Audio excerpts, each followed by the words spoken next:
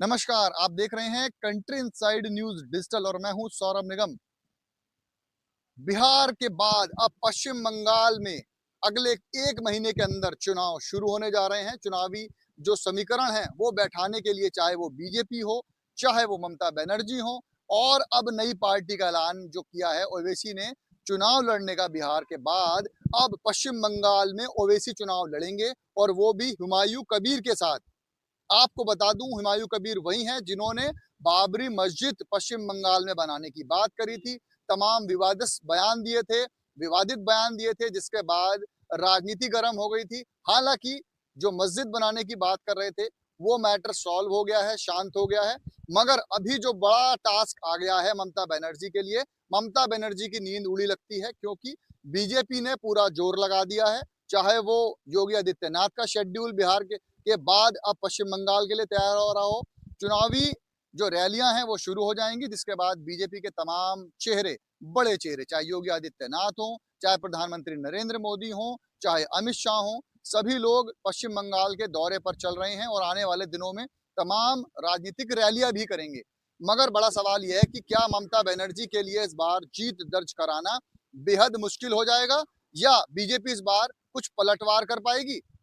मेरे साथ इसी पर तमाम डेटा लेकर मौजूद हैं मेरी सहयोगी प्रियंका, जिनसे मैं बात कर रहा हूं, जो आज ऐलान किया है कल कि मैं ओवैसी हूं और मैं चुनाव लड़ूंगा बिहार और मुंबई के बाद, फिर से यहां पर बड़ी जीत दर्ज कराऊंगा और चुनाव के बाद एक अहम रोल निभाऊंगा मुख्यमंत्री बनाने में। तो क्या लगता है ओवैसी इस बार कुछ करिश्मा कर पाएंगे, या ओवैसी के कारण ममता बनर्जी की नींद उड़ी हुई है?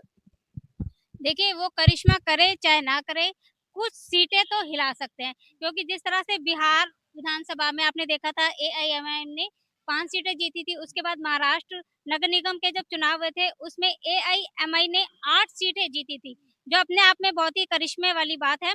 और इसी को देखते हुए ओवैसी जो है, अज़दुद्दीन ओवैसी काफ़ी खुश नज़र आ रहे हैं और अपनी पार्टी को हर तरह से मजबूत करने के लिए वो जहाँ किसी भी राज्य में चुनाव हो रहे हैं, अपनी पार्टी को उसमें उतार रहे हैं। कहीं न कहीं वहाँ की जो पार्टी है, उसको कहीं न कहीं हिलाने में वो मद्दा रखते हैं। तो पश्चिम बंगाल कहा जाता है मुस्लिम बहुल इलाका है, बिहार के बाद बिहार से सटा हुआ इलाका है। बिहार में अभी हाल ही में चुनाव हुए हैं, उसके 1 साल बाद उत्तर प्रदेश में चुनाव होने हैं। तो आपको लगता है कि ओवैसी जो कबीर के साथ, हुमायूं के साथ चुनाव लड़ रहे हैं, तो इस बार मुस्लिम पक्ष को, मुस्लिम वोटर्स को जरूर डाइवर्ट करेंगे वो, और ममता के लिए बड़ा नुकसान होगा? देखिए, पश्चिम बंगाल की अगर मैं बात करूँ सौरभ जी, तो पश्चिम बंगाल में जो मुस्लिम वोटर्स है, वो पहले से ही ममता बनर्जी को बहुत ज़्यादा पसंद करता है और उन्हीं को वोट। वैसे ओवैसी एक बड़ा मुस्लिम चेहरा है। आपने बताया कि ममता बनर्जी ऑलरेडी दिलो दिमाग में बैठ चुके हैं वोटर्स के। मगर कई बार ये भी देखा गया है कि मुस्लिम चेहरा जब कोई नया आता है, चाहे दिल्ली चुनाव की बात करूं, चाहे मैं बिहार की बात करूं, तो ओवैसी कहीं ना कहीं डाइवर्ट तो करते हैं, कुछ वोट प्रतिशत जरूर हिलाते हैं। हाँ, ये आपने जो बात कही वो बिल्कुल ठीक है। कहीं न कहीं सीटें हिलती हैं, क्योंकि सीटें ना हिले, वोट प्रतिशत तो हिलता ही है। वोट प्रतिशत भी हिलता है, क्योंकि अगर मैं आपको बताऊँ 2020 में क्या हुआ था कि विधानसभा के चुनाव हुए थे बिहार में, तब भी एआईएमआई ने 5 सीटें जीती थी बिहार में। उसके बाद ओवैसी को इस बात का इस बात की खुशी हो गई थी कि बिहार में उन्होंने चलो 5 सीटें जीती हैं, अब पश्चिम बंगाल का चुनाव है, तो कहीं न कहीं वहाँ से भी वो सीटें जीतेंगे। लेकिन हुआ क्या, एक भी सीट उन्हें नहीं मिली और जो वोट शेयरिंग थी, वो भी बहुत ही मामूली-सा शेयर हुआ था।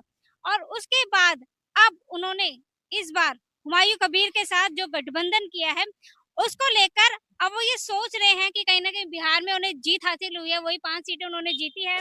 महाराष्ट्र में नगर निगम के जो चुनाव हुए हैं, उसमें 8 सीटें जीत के आए हैं। तो ऐसे में ये जो करिश्मा है, ये करिश्मा ही ओवैसी के अंदर इस बात को जगा रहा है कि अब ओवैसी की पार्टी भी कहीं न कहीं जितने भी राज्यों में जाएगी, कहीं न कहीं सीटें तो ज़रूर लेगी और जो वोट प्रतिशत है, उसको भी बढ़ाएगी।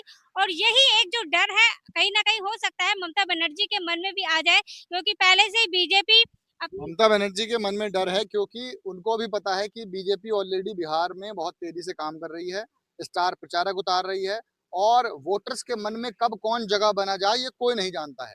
बिल्कुल, बिल्कुल, आपने ठीक कहा। जैसे बिहार विधानसभा में सभी ने देखा था, योगी आदित्यनाथ की लगातार रैलियाँ हुई थी उसका भी उसका सबसे बड़ा उदाहरण मैं दर्शकों को बता दूं,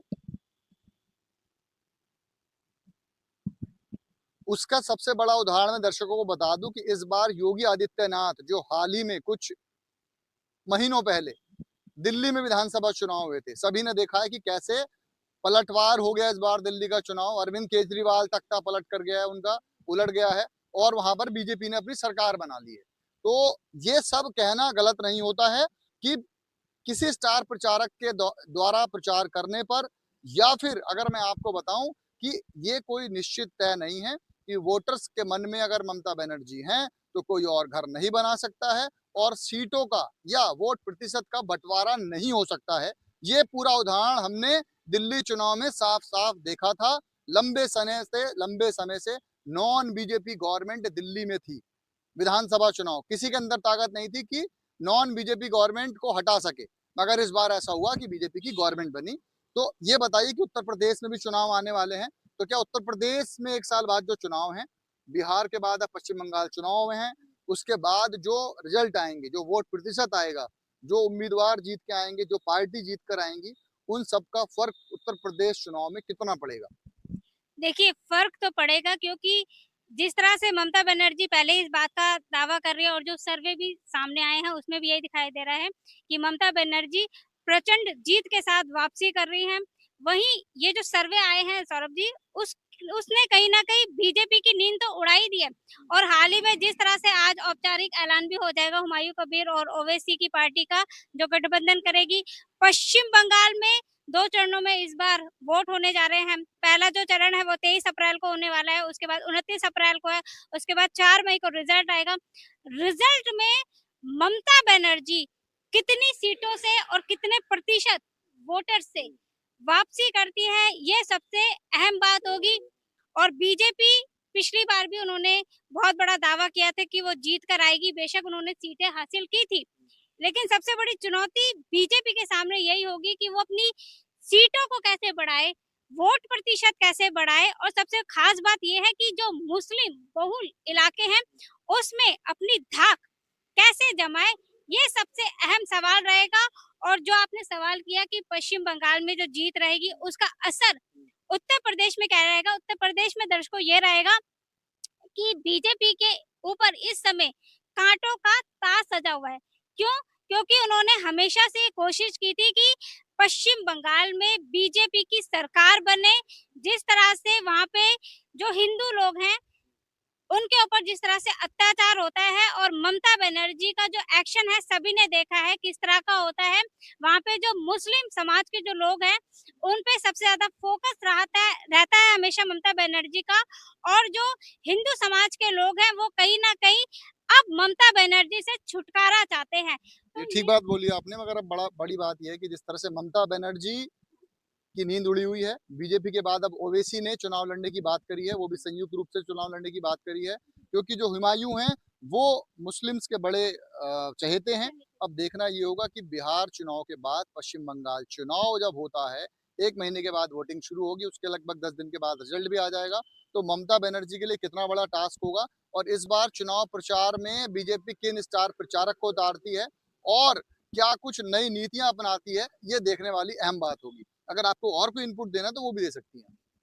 नहीं, मुझे खाली यही कहना है कि ममता बनर्जी जो है वो किसी भी तरह से पीछे हटने को तैयार नहीं है। जो सर्वे आए हैं उनसे एक तो वो बहुत ज्यादा खुश हैं। दूसरी सबसे बड़ी बात ये है कि 2024 में जब लोकसभा के चुनाव होने जा रहे थे उससे पहले ही जब राम मंदिर का अभिषेक होने जा रहा था, बन गया था, इनविटेशन भी उन्हें दिया गया था, तो उन्होंने इस चीज का बहिष्कार किया था। महाकुंभ जब शुरू हुआ था उसमें उन्होंने उसे मृत्यु दंड करार दिया था। उसके बाद अब हाल ही में ईद में नमाजियों से ममता बनर्जी की मुलाकात होती है। उसमें उन्होंने क्या कहा है, ममता बनर्जी ने साफ-साफ कहा है कि प्रधानमंत्री नरेंद्र मोदी जब विदेश यात्रा पर जाते हैं, तो वहाँ सभी लोगों से हाथ मिलाते हैं, देशों को एकजुट करने की बात करते हैं। लेकिन जब विदेश से भारत आते हैं, तो हिंदू-मुस्लिम करते हैं। पश्चिम बंगाल को वो खास तौर पर टारगेट करके कहते हैं। ममता बनर्जी को तो स्टाइल रहा है कि वो पीएम मोदी के ऊपर लगातार टारगेट करती हैं, जय श्री राम बोलने वालों पर टारगेट करनी है। इन सबका खामियाजा ममता बनर्जी को इस बार विधानसभा चुनाव पश्चिम बंगाल में भुगतना पड़ेगा। या ममता बनर्जी सर्वे के अनुसार सरकार बनाती हैं या बीजेपी कुछ उलटफेर कर पाती है दिल्ली की तरह, ये देखने वाली बात होगी। अपनी